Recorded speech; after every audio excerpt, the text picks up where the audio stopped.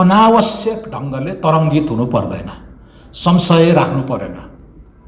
एकदम अर्थमन्त्री कहाँ, प्रधानमन्त्री कहाँ, गृहमन्त्री कहाँ लामा लामा सूची छन् रे, भोलि कसलाई पक्रने, के गर्ने, धरपकड गर्ने, तर्साउने, त्यस्तो छैन। पहिला बरु थियो एक्सटोर्सनको सूची बनाएर फोन आउँथ्यो तपाईहरुलाई राजस्व अनुसन्धानबाट, सम्पत्ति शुद्धिकरणबाट। त्यस्तो गर्ने एउटा निकाय त मैले खारेजै गरिदिसकेँ। पहिला थियो त्यस्तो, तपाईहरु सबैलाई थाहा छ। अहिले त्यस्तो छैन। अहिले पुराना अनुसन्धानहरू जो भइसकेका थिए, हामी आएर गरेको पनि होइन, पुराना अनुसन्धानहरू राजनीतिक प्रभावमा त्यसलाई थन्क्याइएका थिए, तामेलीमा राखिएका थिए, मिल्काइएका थिए। ती कुराहरूलाई चाहिँ हामीले, किनकि जनतालाई त भनेका छौँ नि, 1 नम्बरदेखि 19 नम्बर त सुशासन नै सुशासन हो नि त। एजेन्डा हाम्रो प्रमिस जे लेखेका थियौँ त्यही गर्दैछौँ।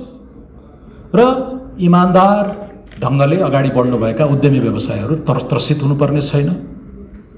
तर उद्यमी व्यवसायको आवरणमा आपराधिक कुकृत्यमै तपाईँ संलग्न हुनुभएको छ भने त्यसको त you have to pay the price नै, त्यति हो। त्यसैले यो तर अनावश्यक ढङ्गले त्रसित बनाउने त्यतातिर सरकारको लक्ष्य पनि छैन, कुनै छलफल पनि छैन। तर पहिलाका मिसडिड्सहरूलाई हामी, त्यो इम्प्युनिटीको कल्चर त यसरी नै फैलिने हो नि। यी पोलिटिसियनहरू किन बिग्रिए भन्दाखेरि त्यो 46-47 सालमा मल्लिक आयोग जस्ता रिपोर्टहरू थन्काइएपछि पोलिटिकल कन्भिनियन्सका लागि जुन इम्प्युनिटीको कल्चर हामीले बढावा गऱ्यौँ, दण्डहीनताको संस्कृति हामीले मलजल गऱ्यौँ, त्यसले बनाएको हो नि त। यो शासकीय अहङ्कार त्यसले बढायो नि त।